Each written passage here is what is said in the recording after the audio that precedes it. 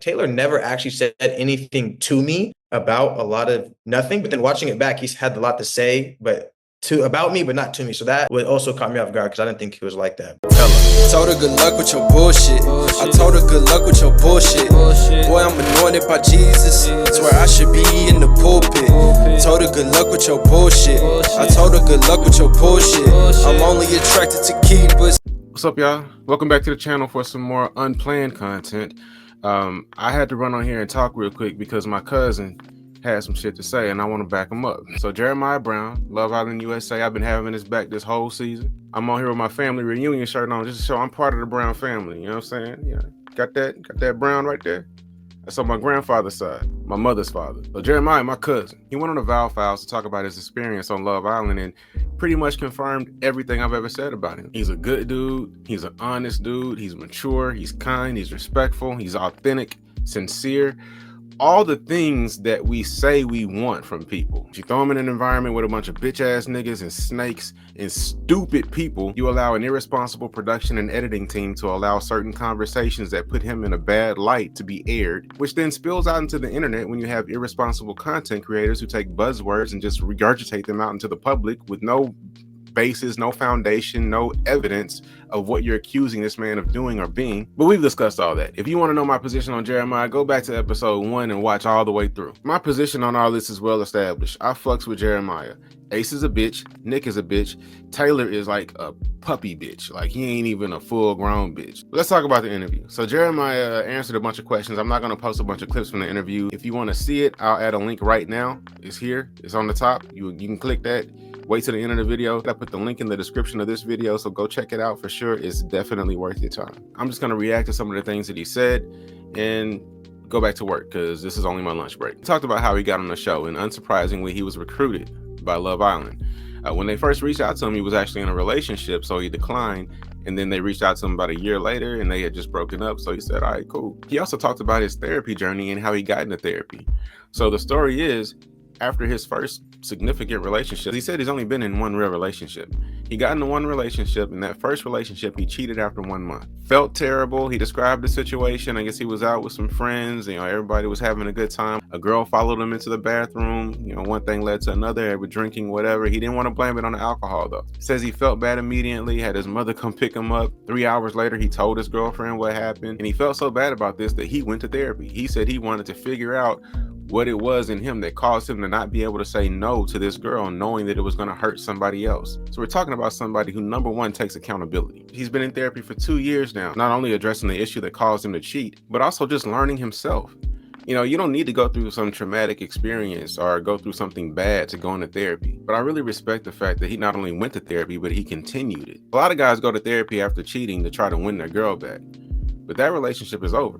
Like, they're not together anymore. Him continuing therapy shows me that this isn't just some quick fix to get a girl back. He really recognizes that there are things in him that can improve, and he wants to do that. He also reflected on his relationship with Huda in the villa and his faults or his responsibilities in that relationship. Where did he go wrong? What could he have done to make things turn out differently? He admits that there were times when she would indicate that she was a lot further along than he was, and he could have been more transparent with regards to where their relationship actually was. Going back to the fact that they were on Love Island, he talked about the first coupling, where everybody was deciding who they were going to be coupled up with at the very beginning. And he talked about curving Ulysses' kiss. At the time, I had no problem interpreting what he was doing, but he confirmed it in this video as he confirmed it with the guys when they asked him about it in the villa. You're in a situation where you can get picked. The girl that you liked the most, the girl that you connected with the most, the girl that you wanted to pick you, picked you. You're standing there, you're happy. Now, imagine you're Jeremiah. You're standing there with the girl that you want. Out of everybody who's there, the girl that you want picked you. She's on your heart. Right now, you're a couple. Now, you know that this other girl can steal you, take you away from the girl that you want, and you would be forced to be in a couple with her, share a bed with her, all of that shit. So when she comes up to kiss him, he offers her a kiss on the cheek because he doesn't want her to pick him. This isn't love bombing or being locked in too soon. It's common fucking sense. If I'm with a girl I like and I know a girl I don't like can take me from the girl I like, I'm not gonna do anything to encourage the girl I don't like to take me from the girl I like. Now, because Huda's a fucking nutcase, she interprets this common sense as some undying devotion to her. His position the entire time was, I'm not going to waste my time or anybody else's time. If I'm not interested in you, I'm not going to talk to you as if I'm interested in you. It just so happens that the majority of the time he was in the villa, Huda was the only person he was interested in. But he does express regret for not taking opportunities to tell her to, you know, slow it down a little bit. They also talked about the whole motherhood situation and how Huda waited to tell him and everything surrounding that. Now, he didn't necessarily have a problem with her waiting. He says it did catch him off guard, but he did genuinely like the girl, so it wasn't like a complete deal breaker. But Nick Viall brought up one thing which I thought was a really good point, and that's every time Huda talks about motherhood, it's in relation to herself, right? I'm a mom. Did you know I'm a mom? Hey, I'm a mom. I'm a mom. I act like this because I'm a mom. Like it's and when you think about it, it's kind of strange because when I talk about my children, I don't say I'm a dad. I say I have sons. I have a daughter. Like that's how I refer to my children. Jeremiah acknowledged that in the video that is kind of strange because he says one of his sisters had a child, and then it's always about the baby. It's, you know, it's never I'm a mom, I'm this. But he also acknowledged that most conversations involving Huda were about Huda. He says that she didn't really ask him a whole lot about himself. Like she just talked about herself mostly all the time. Makes sense. We know Huda is self-centered. In last night's episode, as Alondria thinks she's being sent home, Huda is crying from the bench, "Bitch, I walked in with you," bringing it back to her.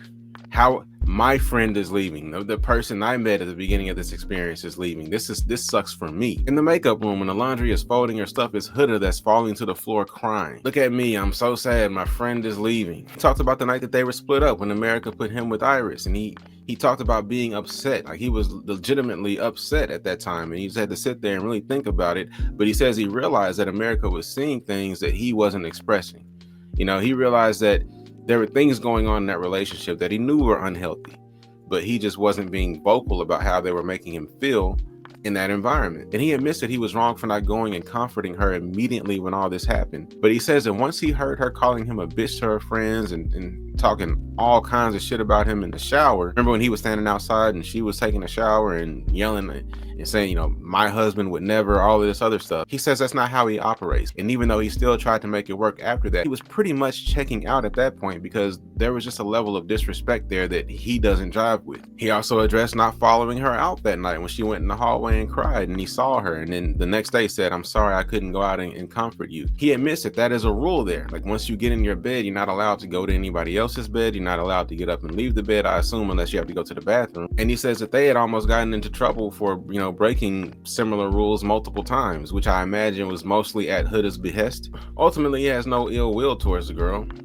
Of course, he's a good dude. But he fully acknowledges that once she started talking like that around the villa, he was pretty much out. Finally, he's asked about the boys group. He says that he noticed they were very cliquish week one, but still he tried to have a good friendship at least with Nick. And he says that he and Nick shared some times together where, you know, it felt like they were really close. But that's just because Nick's full of shit. Nick does the same thing to women. He makes them feel like there's something special there, but he's really not saying much of anything. He's really not providing any substance.